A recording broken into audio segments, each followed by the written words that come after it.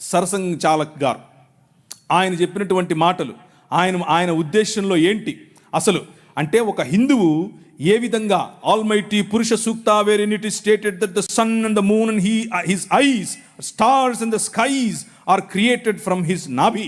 ఇది వాళ్ళకు కావాల్సినటువంటి ఆలోచన విధానం. అంటే ఇది అఖిలాండ కోటి బ్రహ్మాండమైనటువంటి దేశము. నాభి నుంచి ఒకరొచ్చారు, కాళ్ళ నుంచి ఒకరొచ్చారు, చేతుల నుంచి ఒకరొచ్చారు. ఇది చెప్పడమే వాళ్ళకు కావాల్సినటువంటి రాజ్యం. ఆ రాజ్యాన్ని వారు అలాగే కట్టారు. Cost is the highest evolved state ever in the world అని చెప్పాడు.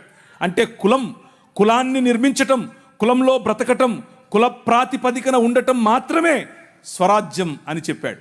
అలా బ్రతికితేనే మనం భారతీయులం అని చెప్పాడు.